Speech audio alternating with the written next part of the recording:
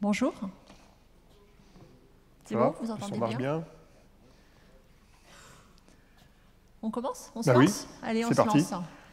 Alors, on Euh, va essayer de vous introduire un petit peu ce qu'on appelle maintenant les technologies quantiques.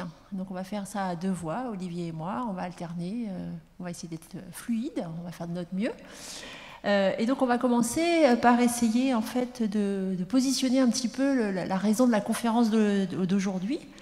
Avec ce petit graphe qui trace un certain nombre de métriques qui permettent de regarder comment fonctionnent et comment évoluent les puissances de calcul classiques. Et je voudrais attirer votre regard sur la courbe verte en particulier, qui montre que la fréquence de fonctionnement des ordinateurs actuels, de l'horloge, n'a en gros pas bougé depuis 15 ans.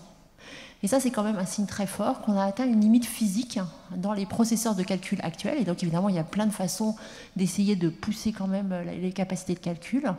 Mais ça veut dire qu'on arrive dans une autre ère, peut-être, en tout cas, pour le calcul, qui pourrait exploiter des nouveaux concepts. Et c'est ce qu'on commence à voir apparaître dans les médias. Peut-être que vous avez entendu parler d'ordinateurs quantiques dont les capacités de calcul surpasseraient celles des meilleurs processeurs supercalculateurs classiques, avec notamment des papiers en fin 2019 par Google et par une équipe chinoise plus récemment fin 2020. Alors, de quoi s'agit-il? Eh bien, il s'agit d'exploiter les principes fondamentaux de la mécanique quantique. Et en quelques images, je voudrais vous donner une idée des concepts qu'on manipule. Le premier, et qui fait qu'on envisage d'aller plus loin que ce qu'on sait faire aujourd'hui. Le premier concept qu'on manipule, c'est quelque chose qui a été introduit au début du XXe siècle par les grands physiciens comme Einstein. C'est l'idée que dans le monde quantique, les objets que nous considérons comme des particules, comme les électrons, comme illustré sur le petit film qui est à gauche sur ce transparent, eh bien, ce sont aussi des ondes. Et comme ce sont aussi des ondes, eh bien, elles vont aussi se comporter comme des ondes. Et par exemple, sur l'image de droite, donner lieu à des effets d'addition, de soustraction, d'interférences constructives et destructives. Le deuxième concept qui découle de ces principes fondamentaux, et ce qui est derrière le mot quantique, c'est l'idée que contrairement à notre perception du monde classique, dans lequel le pompier qui est sur sa rampe va pouvoir se mettre n'importe où dans sa position sur la rampe, verticalement, ce que j'illustre en fait comme une particule dans un puits de potentiel, eh bien, dans le monde quantique, il ne pourra pas être dans cette situation-là, il devra fonctionner sur une échelle. Et le fait que les niveaux d'énergie de la matière ne sont plus quelconques, mais prennent des valeurs très précises, qu'on appelle quantifiées, eh bien, en fait, ça vient de la dualité onde-particule. Et je vous ai mis une petite guitare à côté pour vous rappeler que dans une guitare, finalement, le fait qu'une corde vibre, ça veut dire qu'on crée une onde. Cette onde, elle est tenue aux deux bouts par la guitare, et ça veut dire qu'il n'y a que quelques fréquences qui vont pouvoir sonner. Et c'est exactement la même chose, finalement. Conceptuellement, le fait que la matière est quantique, c'est exactement ça, c'est-à-dire que la matière est une onde, et du coup, elle obéit aux lois comme cette corde de guitare. alors, tout ce que Pascal vient de vous présenter, vous l'avez déjà dans votre poche. C'est votre smartphone, c'est votre laptop, c'est les réseaux de télécommunications. En fait, on est déjà dans un monde quantique, hein, et on peut même dater ça à peu près à 1947, puisque c'est l'année de l'invention du transistor. Les premiers ordinateurs mainframe, je me rappelle, j'étais vivant, non, j'étais pas vivant à l'époque, mais au début des années 50, je crois vers 53, les premiers ordinateurs à transistor sont arrivés. Et après, le microprocesseur a été inventé. Et tout ce que vous connaissez d'aujourd'hui, la fibre optique, les lasers, les lidars, même les quantum dots dans les télévisions, qui permettent d'avoir une meilleure couleur dans les télés, tout ça, ça s'appuie sur le principe qu'on vient de voir. Et ça s'appuie sur, en gros, pour voir les choses de très loin, l'interaction entre la lumière et la matière. Et cette révolution, c'est une révolution à 3 trillions de dollars, je crois, dans le monde aujourd'hui. Et la grande question qui se pose, c'est qu'aujourd'hui, on va vous parler de technologie quantique. Alors finalement, comment on fait la différence entre ce qui est déjà quantique aujourd'hui, qui nous occupe aujourd'hui, et ce qui est nouveau dans le quantique? Et c'est ce que Pascal vous expliquait maintenant. Voilà, donc en fait, ça veut dire qu'on a déjà vécu une première révolution technologique grâce à la mécanique quantique. Et ce dont on parle aujourd'hui, c'est de la deuxième révolution quantique. Alors cette deuxième révolution quantique, Eh bien, en fait, on va l'illustrer avec comme on est dans une conférence sur le numérique, avec quelque chose que vous connaissez bien, qui est le fait d'encoder l'information sur des 0 ou des 1. C'est ce que vous faites, c'est ce qu'on fait dans tous les ordinateurs classiques. Dans le monde quantique, en fait, on ne va pas être limité à ça. On va pouvoir faire des superpositions quelconques de 0 et de 1, mathématiquement, comme je l'ai écrit là, alpha 0 plus bêta 1, avec alpha bêta complexe. Ça veut dire que si je regarde un petit peu sur une sphère comme un globe terrestre, ça veut dire un peu finalement que dans le monde du calcul classique, on a utilisé le pôle nord et le pôle sud pour encoder l'information. Avec le monde de la deuxième révolution quantique, on propose d'utiliser toute la surface du globe pour coder l'information. Donc vous voyez déjà les capacités augmentées de manière phénoménale en utilisant ce principe de superposition qui est le premier principe qu'on va utiliser dans les technologies quantiques. Le deuxième, c'est quelque chose d'un petit peu plus subtil dont on entend souvent parler dans des romans de science-fiction, en parlant de téléportation, des trucs comme ça. Il s'agit en fait d'un concept qu'on appelle l'intrication, que je vais essayer de vous décrire avec une image très simple, l'image de deux pièces de monnaie qui peuvent tomber d'un côté pile ou face quand je les lance en l'air. Dans le monde quantique, en fait, on est capable de créer des situations physiques qu'on contrôle parfaitement, qui fait que quand je lance mes deux pièces, eh bien, elles vont forcément tomber toutes les deux sur pile ou toutes les deux sur face. Et si j'étais capable de définir une phase qui serait la tranche, je pourrais aussi avoir une situation physique où elles tombent toutes les deux sur la tranche. D'accord ? Cette intrication, en fait, ça décrit une situation physique dans laquelle le destin de mes deux pièces de monnaie est lié. Et ça, c'est un ingrédient très très puissant. On va l'illustrer de deux façons. La première, c'est en discutant d'une des premières applications des technologies quantiques qu'Olivier va vous expliquer maintenant. Effectivement. Alors, il faut préciser un point. La métaphore de la pièce envoyée en l'air permet de le comprendre. C'est que leur sort est relié, mais il est aléatoire. Oui, c'est ça. Pardon, j'ai oublié de dire qu'il est très important. Elle peut quand même tomber sur pile ou sur face. Hein, voilà. Ça ne permet pas de dire, tiens, j'ai deux trucs coordonnés, je décide que c'est un 0 à gauche et ça devient un 0 à droite. Non, non, c'est aléatoire des deux côtés, mais l'aléatoire est le même. Alors justement, c'est utilisé dans deux types de technologies. La première, c'est ce qu'on appelle la cryptographie quantique. C'est une technologie qui a été inventée il y a au moins 2 décennies, de mémoire, facilement, qui aujourd'hui est commercialisée. Il y a déjà des sociétés qui vendent des technologies dans ce domaine-là. C'est expérimenté par les Chinois. Et c'est une technologie qui permet en fait de créer des clés de chiffrement de l'information qui vont servir après à encoder de l'information pour la protéger lorsqu'elle va circuler sur des canaux qu'on appelle des canaux classiques. Et en fait, ça permettra de créer une clé qui est la même des deux côtés du système de communication et de manière inviolable. Alors, je vous passe le détail parce que techniquement, c'est très compliqué à expliquer, parce qu'il y a tout un tas de technologies qui sont mises en œuvre derrière. Et le principe de base, c'est qu'on a une clé qui est la même des deux côtés, et à partir de là, on va pouvoir encoder de l'information de manière sécurisée. Alors, il se trouve que cette technologie-là, elle est utilisée principalement de deux manières aujourd'hui, soit de manière terrestre avec des fibres optiques, on utilise ce qu'on appelle les fibres noires chez les opérateurs télécoms, ou des fibres qui relient les entreprises entre elles, les gouvernements, etc., soit par liaison aérienne.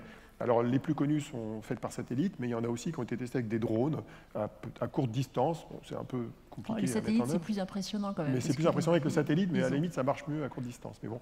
Et puis le deuxième élément, alors qui est moins connu et dont on parle un petit peu moins, même dans le monde des technologies, c'est ce qu'on pourrait appeler les télécommunications quantiques, qui vont permettre de relier les fameux qubits, les fameuses sphères.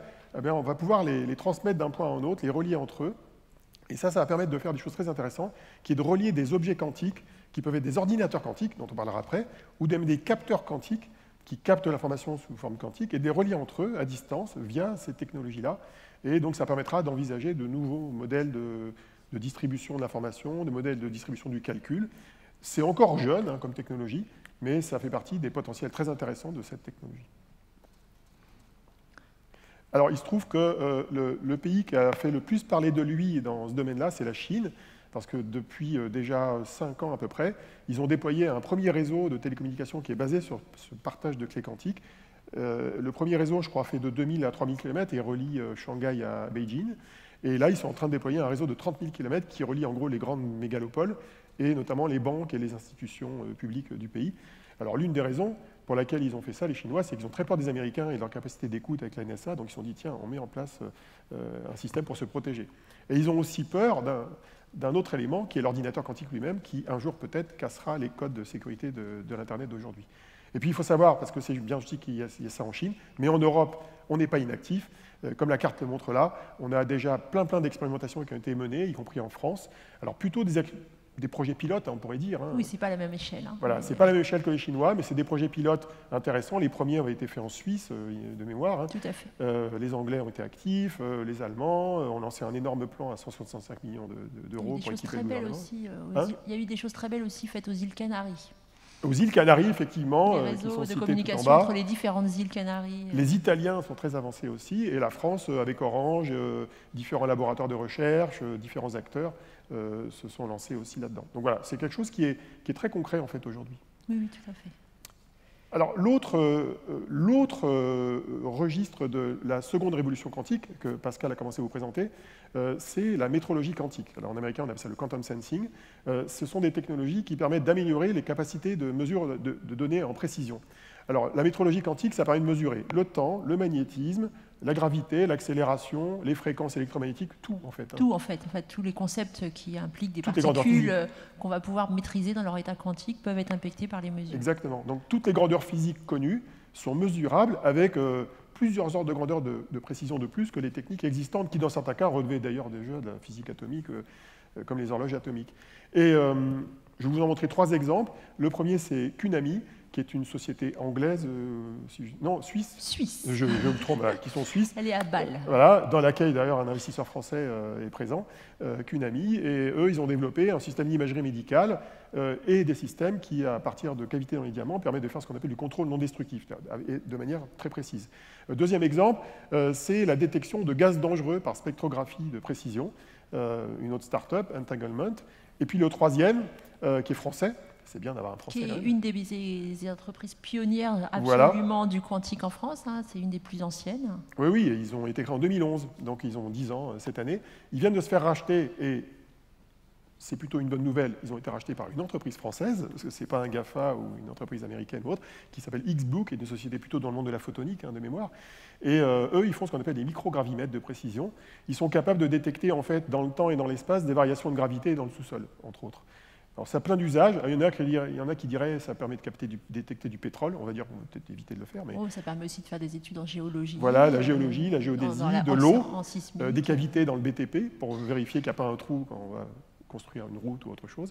Donc voilà des exemples concrets. Et ça se vend, c'est disponible. Ce n'est pas une technologie de dans 10 ans. Alors l'échelle de l'image quand même, c'est que ce n'est pas des petits objets. C'est des gros objets. Les deux machines montrées là sont la taille d'Olivier. Mais il y a des tentatives de créer des capteurs plus petits dans d'autres cas d'usage. Avec d'autres types d'applications et de types de résolution.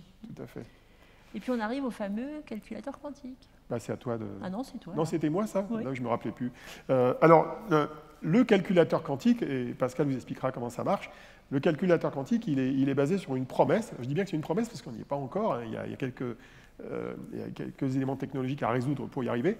C'est de pouvoir résoudre des problèmes. Alors, je vais utiliser un jargon qui n'est pas très courant. On appelle ça des problèmes intractables. Ça n'a rien à voir avec l'agriculture. Les problèmes intractables, ce sont des problèmes dont le temps de calcul, de manière classique, augmente de manière exponentielle avec la taille du problème. Donc, par exemple, factoriser un nombre entier, si vous voulez factoriser un nombre de taille n, le temps de calcul augmente avec l'exponentielle de ce nombre. Et il se trouve qu'aujourd'hui, on peut se dire, oui, il y a la loi de Moore qui augmente la puissance des machines régulièrement. En théorie, tous les 18 mois et 24 mois, on double la puissance des machines. Le problème, c'est que la loi de Moore, d'un point de vue concret, elle déplace d'un pouillème la courbe qui est là vers la droite. Alors, c'est une courbe qui est très scientifique. Ici, vous avez un x, un y, il n'y a pas d'indication de valeur, mais c'est juste pour donner un ordre de grandeur. Donc, on verra des exemples tout à l'heure. Bon, la promesse du calcul quantique, c'est de remplacer dans certains cas de figure, ces temps de calcul qui deviennent, je dirais, déraisonnables, parce que l'âge de l'univers, c'est un petit peu embêtant, même si on est patient, parce que c'est plus que le temps de vie de la Terre, et encore plus que le temps de vie des humains sur la Terre. Donc, certains problèmes vont pouvoir être résolus dans des temps raisonnables qui sont entre la seconde, les heures et les semaines, selon les cas de figure, et on va s'arranger pour qu'effectivement les temps de calcul soient calibré par rapport aux besoins. Il y a des besoins où on a besoin du temps réel, des besoins où on peut poireauter un peu. Par exemple, inventer un nouveau vaccin, si c'est fait en 3 semaines, ça va, c'est acceptable. C'est optimiste quand même, mais bon. Oui, c'est optimiste quand même. Voilà. Alors maintenant, la question, c'est comment va-t-on faire ça ?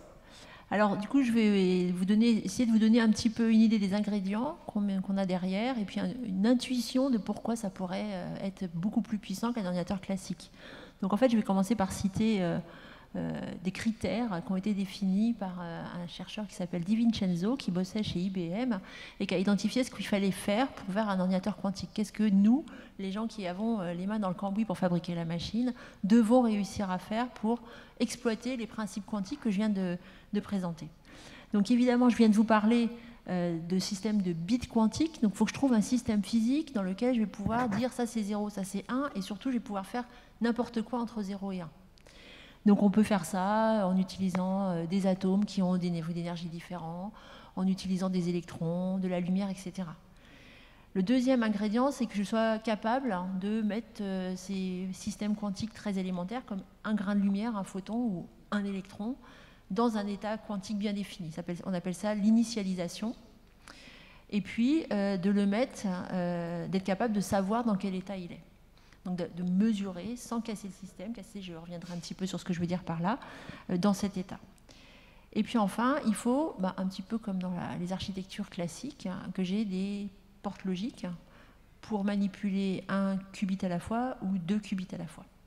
Et puis, il y a un critère qui est plus éloigné de ce que vous connaissez dans les processeurs classiques, dont on entend parler, qui est un espèce de gros mot que personne ne comprend vraiment, enfin, sauf les gens qui font de la physique quantique quand même, et qui est l'idée qu'on a besoin de ce qu'on appelle un temps de cohérence très long. Alors, je vais essayer de vous expliquer tout à l'heure ce que c'est, mais souvent, quand vous entendez dans les news qu'il y a des grandes avancées, etc., de temps en temps, les gens parlent de ce temps de cohérence et il faut bien faire attention à ce à quoi ils font référence et à quel point c'est pertinent dans quelle situation. Donc, pour vous donner une idée, pourquoi un ordinateur quantique pourrait être plus efficace qu'un ordinateur classique, je vais prendre l'image du labyrinthe. Donc, sur la vidéo de gauche, ici, alors ça va un petit peu trop vite, est-ce que je peux revenir en arrière ? Ouais. Sur la vidéo de gauche, je vais utiliser un ordinateur quantique pour faire sortir classique pour faire sortir mon personnage du labyrinthe. Dans le monde classique, le personnage, à chaque intersection, doit faire le choix d'aller à droite, à gauche, etc., etc. Donc il va explorer le labyrinthe de façon séquentielle et donc prendre un certain temps à trouver la sortie. Dans le monde quantique, je vous ai parlé de la superposition. Eh bien, ça va vouloir dire que mon personnage, dans le contexte de la superposition quantique, l'ordinateur quantique va pouvoir lui faire prendre plusieurs chemins à la fois. À chaque intersection, le personnage va pouvoir d'une certaine façon se dédoubler et explorer tous les chemins à la fois. Et donc, avec les petites animations que je viens de vous montrer là, vous voyez que avec cette superposition, il va pouvoir trouver la sortie de manière très efficace, très rapide. Ça, c'est le premier ingrédient et ça fait directement référence à la superposition que j'ai introduite au début.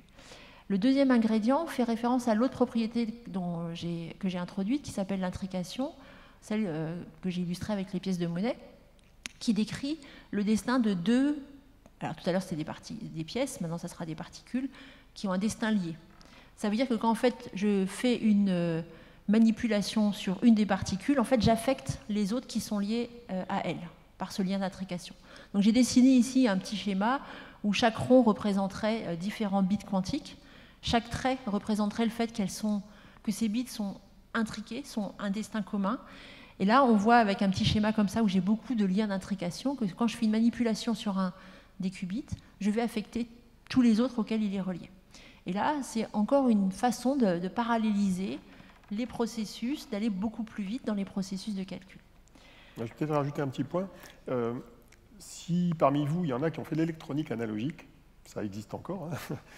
Il y a des liens de parenté entre l'électronique analogique et ce mécanisme-là, parce que dans ce mécanisme-là, on utilise des interférences, en fait. Hein, on génère des interférences entre les qubits, et c'est assez voisin des interférences qu'on peut générer en électronique analogique. Dans le traitement du signal, dans l'audio, par exemple, il y a des concepts qui sont extrêmement voisins. Donc parfois, avec une technologie qui est ancienne, parce que l'électronique analogique dans l'audio, ça existe depuis 1983, je crois, à peu près, on peut retrouver des concepts qui sont applicables dans le cas du quantique. Alors, une fois qu'on a dit ça, on a essayé de vous donner une petite intuition de pourquoi ça pourrait marcher. Évidemment, alors, je tiens à le dire, hein, c'est ultra simplifié et beaucoup plus complexe que ça. Mais le point que je voudrais rajouter pour compléter la présentation, c'est qu'en fait, une fois que j'ai dit ça, il faut rajouter le fait que cette façon de faire du calcul est absolument différente d'un calcul classique. Et une façon de l'illustrer, c'est de dire que dans l'exemple du labyrinthe que j'ai donné, si je demande à l'ordinateur par quel chemin tu es passé, eh bien, il ne pourra pas me dire par où il est passé. Et ça, c'est quelque chose d'absolument intrinsèque au concept qu'on manipule, parce que la superposition quantique, si je dis à mon personnage qu'il peut aller à droite et à gauche en même temps, si je lui demande par où il est passé, eh bien, il n'est plus dans l'état superposé. C'est ce qu'on appelle la mesure, qui casse la superposition. Donc c'est une superposition quantique qui est très fragile et qui fait que du coup on ne peut pas penser le calcul quantique comme on pense un calcul classique où on aurait envie, par exemple, de couper le calcul en petits morceaux et de regarder à chaque étape ce qui se passe. On ne peut pas faire ça.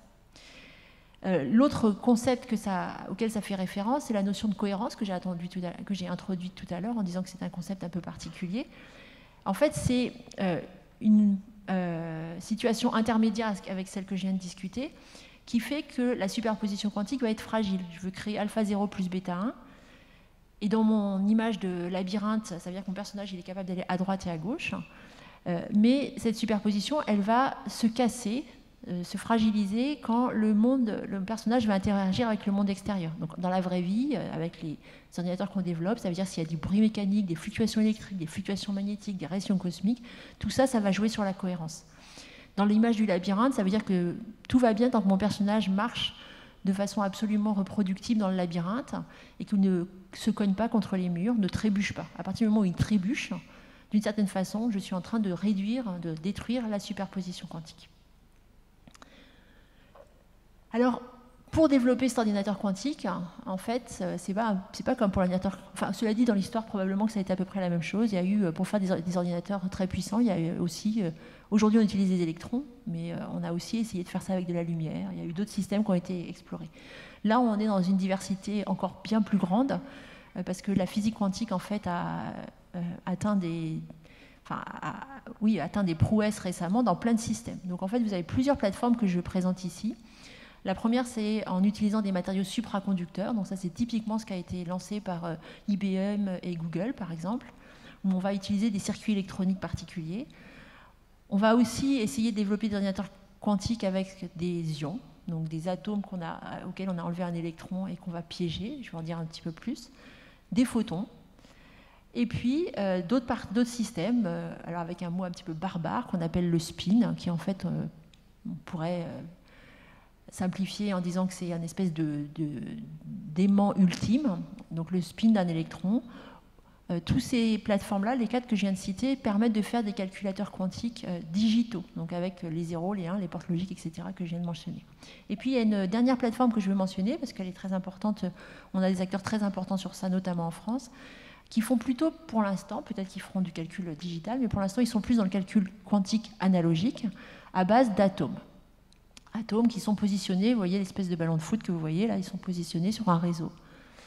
Alors on a des acteurs en France sur ces différentes plateformes qu'on indique ici, par exemple sur les qubits supraconducteurs, donc il y a des géants comme IBM, Google qui ont pris une certaine approche, et puis il y a une petite start-up qui a été créée récemment qui s'appelle Alice et Bob, qui a adopté une approche un petit peu différente, très originale et très prometteuse. Côté photons, alors bon, il se trouve que c'est Candela, la start-up dans laquelle que j'ai cofondée. Côté spin électronique, on a il y a en fait de la recherche au CEA à Grenoble et au CNRS à Grenoble, et puis une start-up qui s'appelle C12 qui vient de Paris Centre. Et puis, concernant les atomes, nous avons Pascal à Saclay, à Palaiseau. Vu de Metz, je pense que c'est pareil. Alors, sur les supraconducteurs, un tout petit mot sur ces systèmes. Je voudrais juste souligner le fait qu'en fait, les grands acteurs comme IBM et Google se sont lancés sur ces matériaux-là parce que le supraconducteur, par définition, c'est un conducteur qui ne dissipe pas d'énergie. Donc ça veut dire qu'on s'affranchit des problèmes qu'on a actuellement avec les supercalculateurs, du fait qu'ils chauffent. Ça chauffe tellement qu'on est capable de chauffer des quartiers entiers d'une ville avec un supercalculateur. Donc s'ils se sont lancés dans les supraconducteurs, historiquement, c'est parce qu'ils cherchaient en fait à faire des processeurs classiques qui dissipent moins d'énergie. Et finalement, au fil du temps, ils ont réalisé que c'était en fait un matériau génial pour faire du calcul quantique. Donc c'est sur puce, les géants bien sûr s'y sont mis. il y a des défis. Alors, dans toutes les plateformes, il y a des défis. Comme dit Olivier, on est au tout début de l'histoire. Hein. Même s'ils ont démontré la suprématie quantique très récemment, un avantage magnifique pour un calcul très particulier.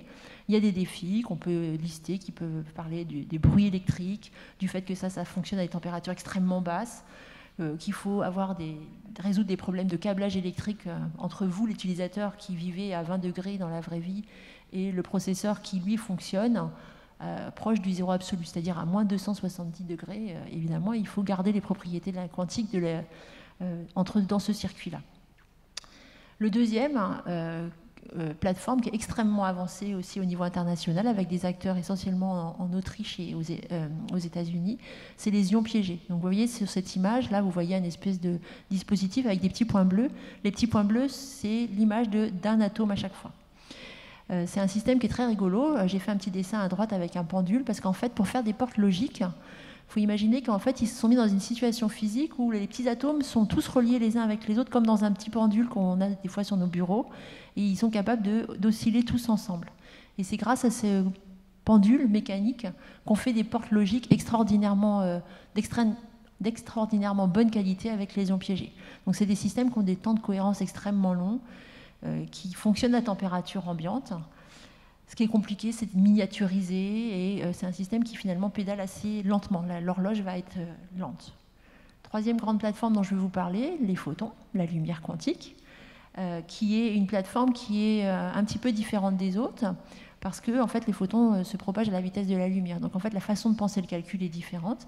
C'est une approche modulaire dans laquelle on va avoir en fait des générateurs de photons. Donc ça, c'est là où ma start-up travaille.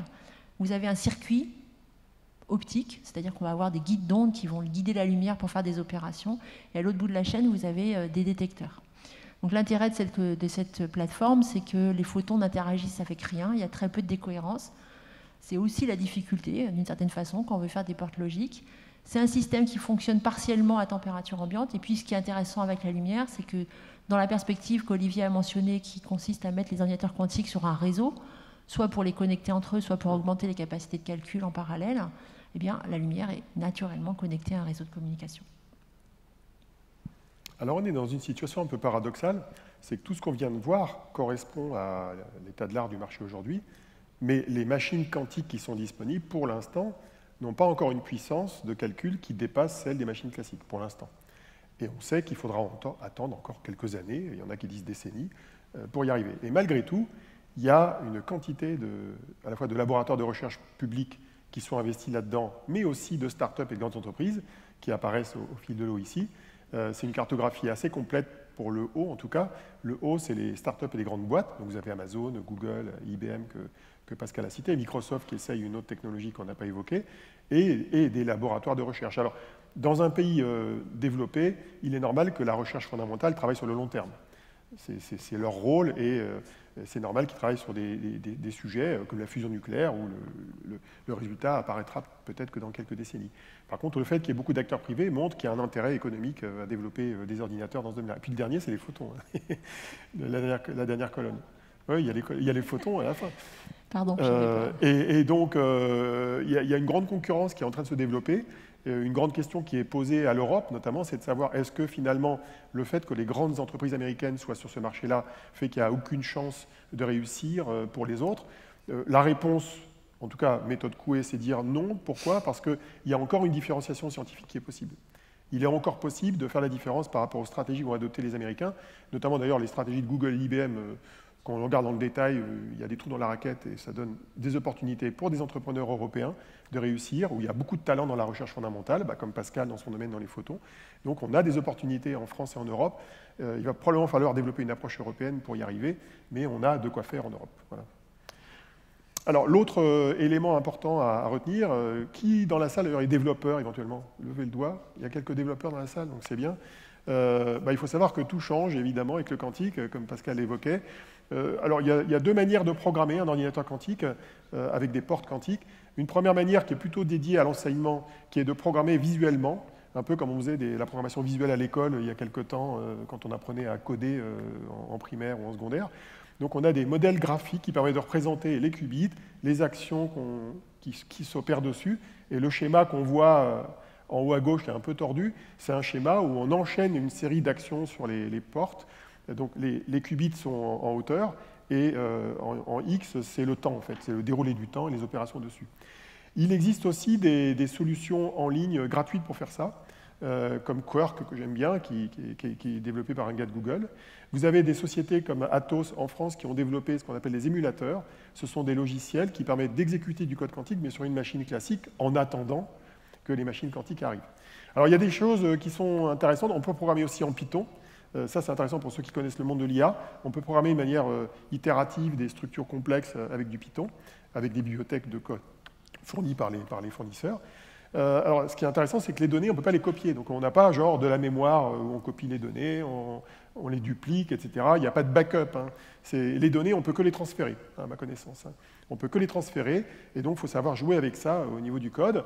L'autre point, c'est que, c'est ce que Pascal a évoqué tout à l'heure, il n'y a pas de breakpoint pour ceux qui font du dev. Donc, on ne peut pas faire pause, play. On est obligé de réexécuter tout le code jusqu'à l'étape suivante. Et donc, il faut inventer. C'est ce que font les développeurs aujourd'hui dans ce domaine-là. Ils réinventent des méthodes complètes de programmation qui s'adaptent à ça. Et puis, autre point qui est statistique, c'est que le quantique a une caractéristique, c'est qu'il est probabiliste dans une partie de son fonctionnement. Et dans beaucoup de cas de figure, les algorithmes doivent être exécutés plusieurs fois et avec une moyenne âge du résultat.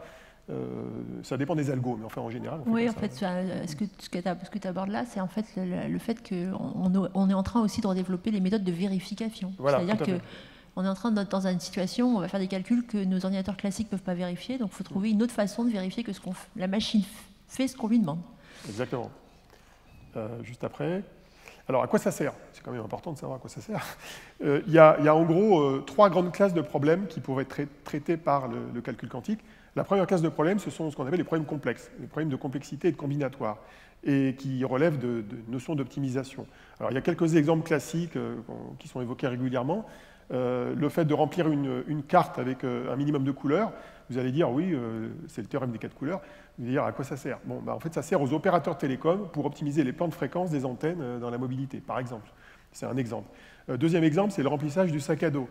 Donc vous avez un sac à dos, vous avez plein de trucs à mettre dedans, ou c'est le coffre de la voiture quand on part en vacances. Hein. Ou le remplissage du porte-container, parce que c'est un problème un petit peu plus ambitieux. Voilà. Alors le sac à dos, son homologue, c'est le porte-container, mais c'est bien de prendre des exemples de tous les jours qu'on comprend bien.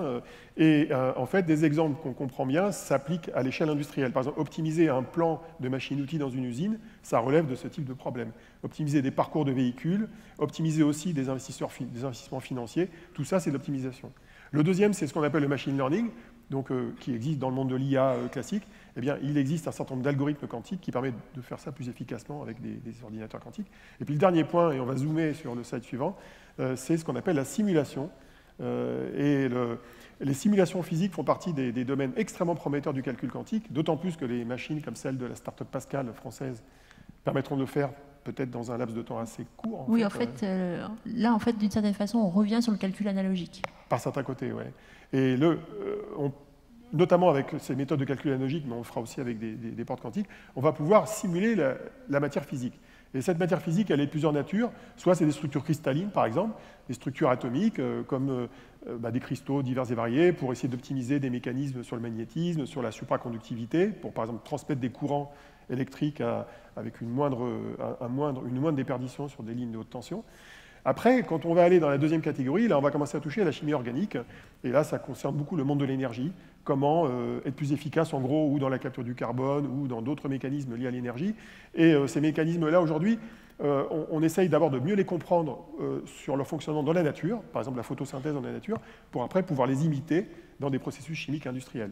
Et alors le troisième domaine qui est un peu un Graal, parce que c'est probablement plus lointain dans le temps, c'est carrément de faire du repliement de protéines, du recyclage thérapeutique et d'inventer de nouveaux médicaments, de nouveaux vaccins. Et effectivement, le calcul quantique est porteur de promesses dans ce domaine-là, avec des capacités à résoudre des problèmes de la vie relativement significatives, quoi. Voilà. Je ne sais plus ce qu'on avait mis après. Alors la question c'est quand est-ce que ça va arriver tout ça et finalement qu'est-ce qu'on va en tirer? Tout ce qu'on vient de vous dire là, sur les cas d'usage, en fait c'est ce qu'on sait aujourd'hui. Mais c'est comme si vous aviez demandé au gars qui a inventé l'ordinateur ENIAC en 1946 d'inventer Twitter. En fait, on ne sait pas dire à l'avance ce qui va se passer. Donc il faut être patient. On ne peut pas inventer à l'avance ce que les jeunes d'entre vous ou les jeunes du futur vont inventer dans 15 ou 20 ans. Alors là, c'est sur les applications, mais moi, je voulais illustrer ce slide sur l'histoire aussi, sur le développement technologique, parce que vous allez avoir des discours controversés sur l'avènement ou pas de l'ordinateur quantique. Il y a des gens qui vont dire ça ne va jamais marcher, d'autres qui vont dire mais non, ça y est, ça marche déjà. En fait, il faut être modeste. Mon point de vue, c'est qu'il faut être modeste dans ce genre de situation et se rappeler d'où on vient. On a tous aujourd'hui un téléphone dans la main qui fait ordinateur, tout ce qu'on veut. Il y a juste 60 ans, on en était aux images qu'on a mises ici en noir et blanc, où il y avait des dames qui commutaient les réseaux de communication à la main ou qui faisaient marcher des ordinateurs avec des gros circuits magnétiques. C'est ça l'image là ? C'est des bandes magnétiques. Des bandes magnétiques. Premier ordinateur commercial en 51. Voilà. Donc en fait, les gens qui en étaient là à ce moment-là, et on en est là dans le quantique. Je pense qu'honnêtement, au niveau des développements technologiques, on en est à ces premières machines qui sont grosses, pas grand public, qui ont des applications limitées. Mais ce qui est sûr, c'est qu'il y a une espèce de dynamique qui est lancée avec des progrès impressionnants tous les jours, qui font qu'on sait qu'il y a une espèce de mouvement collectif. On ne sait pas quelle plateforme va marcher, on ne sait pas quand ça va marcher, on ne sait pas quelles applications vont sortir. Mais c'est exactement ce qui nous est déjà arrivé avec la première évolution technologique liée au quantique. Alors, quelques questions clés qu'on peut se poser, c'est le slide suivant, c'est est-ce que vous aurez tout ça sur votre bureau ou dans votre poche ? Alors, moi, j'ai une réponse, disons, un peu catégorique, peut-être pas, mais en fait, on n'en sait rien. On n'en sait rien parce qu'on ne sait pas à quelle vitesse ça va être médiatisé. On ne sait pas quels sont les usages qui vont être inventés, notamment les usages personnels. Pour l'instant, la plupart des usages sont plutôt macro. C'est exactement comme il y a 50 ans, quand on avait un ordinateur qui remplissait une pièce. On en est au même niveau. Alors, le paradoxe, c'est qu'en fait, il y a déjà des sociétés qui essayent de faire ça. Vous avez SpinQ, qui est une boîte chinoise qui vous propose un ordinateur quantique à 2 ou 5 qubits pour commencer, avec une technologie d'ailleurs qui est un peu ancienne. Et vous avez une start-up australienne qui vous propose pour l'instant une machine à 5 qubits. Alors, les premières machines qui arrivent, qui sont faites comme ça sur le bureau, c'est en général les machines qui sont intéressantes pour l'éducation, pour apprendre à programmer. Ce n'est pas des machines industrielles. On ne sait pas dire si elles vont monter en puissance pour que ce soit utilisable d'un point de vue, je dirais, industriel. Mais c'est intéressant de voir que ça existe. Alors, en fait, en pratique aujourd'hui, et c'est déjà disponible, les offres qui existent chez IBM, chez Google, chez Amazon, c'est des offres en cloud, en fait. Vous avez déjà des offres en cloud, soit d'émulation, c'est-à-dire de gros serveurs classiques sur lesquels vous testez votre code quantique, mais plus lentement, on va dire, qu'un ordinateur quantique, soit c'est des machines quantiques. Par exemple, Amazon vous propose du D-Wave, du IonQ, du Rigetti, qui sont canadiens et américains. Chez Microsoft, c'est du Honeywell et du IonQ. Et chez Google, c'est IonQ. Donc là, on dirait, c'est marrant, il y en a un qu'on trouve aux trois. On pourrait expliquer pourquoi. Donc ça existe. Et puis un jour, je dirais, j'espère, dans moins d'un an, on aura des offres en France et en Europe, de ce point de vue-là. Donc, autre question qui est souvent posée, c'est est-ce que ces ordinateurs quantiques vont remplacer les supercalculateurs ? Alors, quand on voit la puissance de calcul théorique que ça apporte, on pourrait se dire, la réponse, c'est pas tout à fait le cas. Pourquoi ? Parce qu'en fait, l'ordinateur quantique, il est adapté à certains types de problèmes, mais pas tous les problèmes. Et notamment, il n'est pas très bien adapté, même en tenant compte de progrès technologiques à venir, aux problèmes qui ont besoin de traiter de très gros volumes de données. Donc, comme le montre le schéma qui suit, tout ce qui est plutôt lié au big data, ça restera plutôt le domaine des ordinateurs classiques. Et les ordinateurs quantiques, ils vont travailler sur des problèmes de simulation, des problèmes de gestion de la complexité, mais pas forcément avec énormément de données. Et puis il y aura des zones de recouvrement entre les deux, où on choisira ce qu'on fait avec l'un ou avec l'autre. Et puis il y a aussi beaucoup de cas de figure où on les fera travailler ensemble. Ils vont collaborer ensemble. En fait, c'est ce qui se passe déjà beaucoup en pratique actuellement. En pratique, c'est comme ça que ça marche aujourd'hui. C'est comme ça que ça marche. Alors, on arrive du coup sur un petit peu où en est la France dans cette histoire. Et donc là, Olivier a rassemblé un petit peu toutes les startups, les sociétés françaises qui se sont déjà engagées dans le développement de machines quantiques, que ce soit pour le calcul, que ce soit pour le software, que ce soit pour la sécurité des communications, que ce soit pour les capteurs. On en a mentionné quelques-unes au fur et à mesure. Ce n'est pas du tout l'ensemble de l'écosystème qui est finalement concerné par ce qui se passe, parce que chaque plateforme en fait a besoin d'autres technologies qu'il faut développer. Donc, notamment, j'ai mentionné que pour les qubits supraconducteurs, il faut être à basse température. Donc il y a des sociétés qui travaillent sur la puissance de refroidissement pour faire des machines de plus en plus grandes, d'autres qui travaillent sur la miniaturisation des techniques de refroidissement. Vous avez besoin de beaucoup de lumière, quelles que soient les technologies, en fait. Ce n'est pas de la lumière quantique, mais des lasers, des choses comme ça. Et donc, ça veut dire qu'en fait, il y a un effet d'entraînement technologique qui est très clair. Je vais l'illustrer particulièrement dans les dans le cas de l'ordinateur quantique optique, qui est mon domaine, il y a tout un tas de composants qui existent aujourd'hui sur les étagères, des fournisseurs qui font des lasers, des composants électroniques, etc., qu'il faudrait pousser à des limites de performance très avancées pour développer les réseaux de communication quantique et l'ordinateur quantique optique. Donc des lasers bien plus stables, des circuits photoniques avec aucune perte, etc. Alors, le titre de la conférence était « Opportunités et risques ». On va essayer d'y venir. Si on voulait résumer notre propos à tous les deux, le principal risque, c'est de ne rien faire. C'est-à-dire que quand on a une révolution technologique qui est porteuse d'opportunités, à un moment donné, il faut être bon dans un pays de deux manières, soit en créant l'offre, et en général en la créant et en l'utilisant.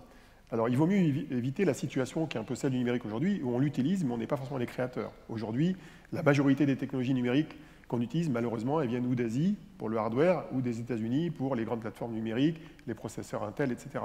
Donc, l'ambition que les pays européens ont, notamment, et pas qu'en Europe d'ailleurs, c'est d'essayer d'être des deux côtés de la barrière, c'est-à-dire d'être producteurs de technologies et utilisateurs. Alors il y a beaucoup de questions qui se posent aussi, qu'on pourrait qualifier de questions éthiques, éthique des sciences, éthique des technologies, à l'heure où tout le monde remet en cause tout, le nucléaire, les OGM, etc. Eh bien la question c'est à quoi ça va servir? Est-ce que ça va servir à des usages positifs et est-ce que les usages militaires et autres sont dangereux ou pas? Bon, c'est une vraie question qu'il faut se poser. Il y a des questions importantes, on va en parler tout à l'heure, c'est la compétence et la formation. Il y a des questions aussi sur comment on explique comment ça marche, parce que l'explicabilité des algorithmes, qui est un sujet qui occupe beaucoup le monde de l'IA, il occupera aussi pas mal le monde du quantique. Et puis après, il y a des questions de souveraineté. Comme on sait que l'ordinateur quantique, parmi les usages qu'on n'a pas mis en avant de manière trop explicite, sur un très long terme, il aurait la capacité de casser les codes de sécurité de l'Internet. Il y a beaucoup de pays qui se disent « j'aimerais bien l'avoir en premier », donc c'est un peu la course à l'échalote pour l'avoir. Et ce qui illustre un peu ce que tu as glissé au début de la conférence, que la Chine s'est lancée dans les communications quantiques. Voilà. Et en parallèle, les États-Unis ont investi massivement dans l'ordinateur quantique. Vous voyez que d'un côté, il y a des gens qui essayent de se protéger sur les communications et les autres qui essayent d'obtenir les moyens de les casser. C'est la métaphore du glaive et du bouclier. Voilà. Et le dernier point, j'ai oublié ce que c'était. Ah oui, ça c'est un point qui m'est très cher, c'est que le quantique génère des fausses sciences en fait. Vous avez peut-être reçu des publicités de gens qui vous parlent d'eau magique quantique ou de médecine quantique. Il faudra savoir s'en prémunir de ça, parce qu'il y aura beaucoup de fausses sciences et il faudra éduquer le public pour faire la différence entre le vrai quantique et le faux quantique. Et je veux dire, j'ai écrit un bouquin là-dessus, il y a de quoi faire avec le nombre de charlatans qui existent dans le domaine. Il y a un autre point qui est important, vous le savez très bien que dans le monde du numérique, la parité de genre n'est pas très bien équilibrée. Hein. Le risque, c'est que ce soit aussi le cas dans le quantique, puisque c'est très technologique. Malgré tout, même si en termes de pourcentage... C'est le cas. Hein, et c'est le cas. Pascal connaît bien les statistiques. Quand on regarde le pourcentage de femmes, aussi bien dans la recherche que dans l'entrepreneuriat quantique, bon, on n'est pas meilleur que dans le reste du numérique. Dans l'entrepreneuriat, il y en a très peu. Voilà, et dans la recherche, on n'est pas meilleur que dans le domaine du numérique.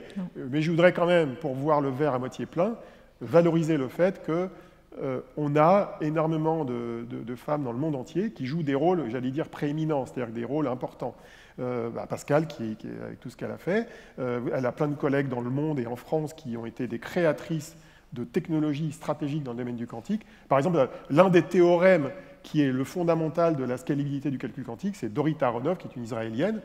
C'est une star du domaine, quoi. C'est vraiment un théorème qui est fondamental. C'est un exemple. Vous avez la patronne de Google, la patronne de Microsoft dans le quantique, c'est une femme. Vous avez pareil chez Intel, vous en avez chez Cisco. Dans les grosses boîtes américaines, il y a des femmes qui ont des rôles très importants. Alors évidemment, en pourcentage, c'est pas assez. Mais retenons ce qui est positif et pour encourager notamment les plus jeunes à y aller. Voilà. Alors ce qui nous amène justement sur la question de la formation. Oui. Avec un petit schéma qui va d'abord un peu illustrer l'évolution qu'on imagine qui va se passer sur les technos quantiques. Actuellement, quand vous dites je fais du quantique, en général, ça veut dire que vous êtes physicien. Vous êtes comme moi, quelqu'un qui a fait une thèse en physique ou un parcours d'ingénieur en physique. Progressivement, cette étiquette-là doit disparaître. Elle a commencé à disparaître. C'est-à-dire qu'il y a déjà de plus en plus d'acteurs qui font de l'informatique quantique, donc on passe du côté du logiciel. Et puis, au fur et à mesure qu'on sort des petits prototypes avec 3-4 qubits, etc., pour aller vers des plus grands nombres de qubits, on a un besoin absolu et essentiel d'ingénieurs. Donc il y a aussi une part d'ingénierie qui va se développer de plus en plus, une ingénierie qui ne requiert pas de connaître les fondements de la mécanique quantique pour participer à l'effort collectif. Et ensuite, en parallèle de ça, eh bien, il va falloir commencer à éduquer les gens à quoi ça sert, à comment utiliser toutes les possibilités qu'on ouvre. Et puis, last but not least, il y a toute la partie business. Développer un écosystème, une industrie du quantique. Alors, il se trouve que ma start-up qui a été créée il y a 4 ans, on était un petit peu en avance de phase de la vague, et on a quand même au début eu vachement de mal à discuter avec les acteurs de l'innovation sur les technologies quantiques. Maintenant, le terrain est beaucoup plus favorable, mais il y a encore beaucoup de réflexions à avoir sur comment on construit cet écosystème. En particulier, on est dans une situation en fait de deep tech, hein, des trucs qui prennent des dizaines d'années à fonctionner, donc des investisseurs d'un type très particulier. Et donc là, je voudrais aussi illustrer de nouveaux besoins. Et alors, il se trouve que je travaille dans un laboratoire du CNRS au sein de l'Université Paris-Saclay. On a l'an dernier lancé une nouvelle filière de formation qui nous paraît en fait manquante dans les filières actuelles, qui est de former des jeunes à la fois à la physique quantique et à l'informatique quantique. Il faut qu'on arrive à avoir des gens qui maîtrisent un peu les deux. Et on a estimé, avec tous les collègues enseignants, que ce n'était pas possible de faire ça dans les cursus actuels. Donc on a créé une année subsidiaire. Donc si vous êtes dans des écoles d'ingé, ou si vous êtes à l'université, il faut voir cette année comme une césure, où vous prenez 1 an pour venir faire avec des enseignants de super haut niveau, et des opportunités pour des stages dans des laboratoires et des entreprises passionnantes. 1 an où vous allez vraiment prendre le temps, tranquillement, de rentrer dans le sujet, à la fois en physique et en informatique. Et donc cette année, on a recruté 22 étudiants, la moitié ont fait beaucoup de physique et la moitié ont plutôt des profils d'ingénieurs informaticiens. Et la diversité de ces parcours est aussi une richesse qui fait qu'il y a aussi des entraides entre les élèves. Voilà, et alors après, quand vous voulez, si on a réussi à susciter votre curiosité, ce qu'on espère, eh bien, vous pouvez peut-être être impressionné un petit peu sur comment commencer à aborder le sujet. Et donc, il y a de plus en plus de choses qu'on trouve sur Internet, etc. On a décidé ici de vous mettre une petite sélection. Donc, j'ai commencé par à droite. En fait, c'est quelque chose qu'on a fait sur le centre quantique de l'Université Paris-Saclay. On a rassemblé un certain nombre de contenus pour que vous rentriez dans le sujet. C'est des petites vidéos, plus ou moins longues, et on vous indique le niveau de difficulté. Donc il y a différents niveaux de difficulté pour être capable de voir, vous commencez par les vidéos vertes et vous pouvez progressivement aller vers des choses plus abouties.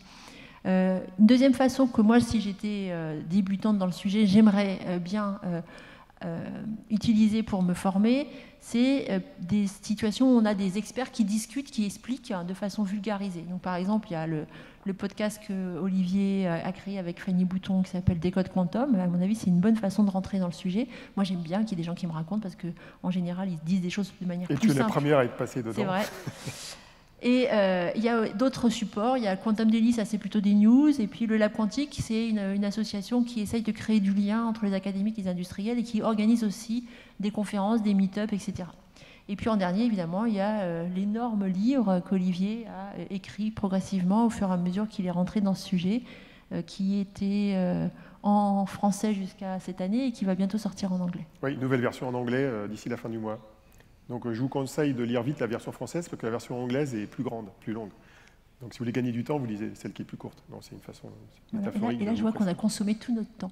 Hein, exactement. Là, on a consommé tout notre temps. On a consommé tout notre temps, mais on peut prendre quand même des questions de la salle s'il y a des micros. Je crois qu'il y a 1 ou 2 micros qui parcourent. On peut répondre à toutes les questions que vous vous posez pendant quelques minutes. Qui se lance en premier? Bon, déjà, je crois qu'on peut sincèrement vous applaudir. Merci.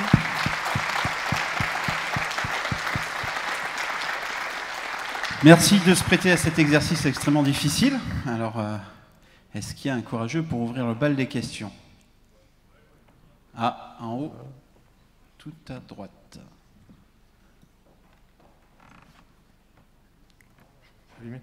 Oui, alors en fait, oula, on m'entend beaucoup. Non, c'est bien, on vous entend très bien. Oui, en fait, j'ai pas une question, j'ai juste 2 commentaires à faire par rapport à tout ce que vous avez dit. Vous avez parlé de la Chine, alors je voudrais insister sur le fait que la Chine est vraiment un acteur majeur dans le domaine du quantique, hein, parce que quand on regarde en fait le paysage brevet, puisqu'en fait le quantique génère beaucoup de brevets d'invention, en fait le paysage brevet est absolument dominé par la Chine d'un côté et par les États-Unis de l'autre. Vous avez parlé effectivement des applications militaires, notamment dans la cryptographie. Ce qui se cache en fait derrière le quantique, c'est une possible rupture stratégique, c'est-à-dire que le quantique fait partie des technos qui sont considérés comme pouvant entraîner une rupture stratégique d'ici 2030, hein, d'où le plan notamment du président de la République en matière de quantique et les fameux 1,8 milliard d'euros. Vous en avez peut-être parlé au début, je n'étais pas là au début. Non, on n'a pas détaillé. Non, on n'en a pas parlé. Et puis le deuxième chose que je voudrais vraiment souligner, c'est que derrière toute cette technologie, il y a des brevets d'invention et qu'actuellement, le paysage brevet est absolument dominé par les États-Unis et par la Chine. Quel est votre métier ? Moi, je travaille à l'Institut national de la propriété industrielle, donc l'INPI. Et que vous avez parlé de la situation de la France, et que la France dépose pas beaucoup de brevets. Oui. Dépose très très peu de brevets. Je crois que Pascal doit être la 2e ou 3e déposante de brevets dans le quantique, en fait. Non, mais par contre, j'ai travaillé pour la région Île-de-France à essayer de faire que cette situation change. Et vous avez absolument raison sur le diagnostic. Hein, parce que c'est un vrai problème. En fait, quand même, le constat est le même. C'est pas ultra spécifique au quantique, c'est-à-dire que c'est une situation assez commune. Dans l'IA, c'est pareil. On est dans une situation où le chercheur français est peu sensibilisé ou peu réceptif à ces questions d'innovation. Il faut vraiment corriger ça, effectivement, dans le quantique. Donc ça, vous avez absolument raison, c'est un enjeu majeur sur lequel il se trouve que moi, personnellement, j'ai travaillé pendant 3 ans. C'est pas facile, mais je pense qu'on avance. On avance parce que quand on regarde le paysage aujourd'hui, il y a 3 ans, il y a quand même de plus en plus de startups qui se créent, de chercheurs qui sont conscients de ces problèmes de souveraineté et qui commencent à vraiment s'engager dans ce genre de démarche. Mais c'est vrai qu'on part avec un retard sur l'IP. Il faudrait vraiment que les choses bougent là-dessus parce que, très concrètement, qu'est-ce qui risque de se passer? On parle beaucoup d'Alice et Bob en ce moment. Hein, et tout le monde est très heureux parce qu'en fait, Alice et Bob a une techno tellement géniale que Amazon va s'en inspirer. Bon, simplement, Amazon, eux, ils savent ce que c'est qu'un brevet. Et si Alice et Bob s'aventurent sur le marché américain, le très gros risque, en fait, c'est qu'ils soient victimes de stratégies de prédation qui soient basées sur la propriété intellectuelle. Ça s'est déjà vu sur certaines startups. Hein, ça veut dire que tout le financement, je pense à BPI France Financement Public, et bien d'un coup, tout ça, ça part aux États-Unis parce qu'en fait, la startup qui est partie sur le marché américain n'était pas suffisamment équipée en brevet. Donc c'est un vrai sujet. Sur ce sujet-là, il y a aussi une grande vigilance sur ce qui se passe avec les startups françaises. C'est-à-dire qu'il y a une grande veille nationale sur cette histoire-là. Une question? Levez la main, ceux qui ont une question, éventuellement. Vous voulez mon micro? Il y a un micro de chaque côté. Hein. Tout en bas, s'il te plaît, devant. Attends. Quelle est la source de lumière que vous avez créée pour votre start-up? Donc en fait, moi, la start-up Candela commercialise des émetteurs de photons uniques. Donc c'est le qubit qui permet d'encoder l'information. Donc, quand vous me demandez quelle source de lumière, on a fabriqué des petits composants semi-conducteurs. En fait, si j'avais un pointeur laser, je pourrais vous dire que c'est fait avec les mêmes matériaux que le pointeur laser. En fait, on fabrique des objets avec les outils de l'optoélectronique, on fabrique des atomes artificiels. Donc, c'est en gros 10 000 atomes qui se comportent comme un seul. Et un seul atome, ça émet la lumière photon par photon. Et l'enjeu technologique, sur lequel on a une technologie assez unique, c'est de trouver une façon de collecter ces photons, de les récupérer très efficacement pour les envoyer dans une fibre optique pour faire des calculs après. Je vous remercie pour ces questions. On est obligé de clôturer là-dessus. Je vous souhaite, s'il vous plaît, une ovation pour Pascal Sénelard, Olivier Zratic. Merci.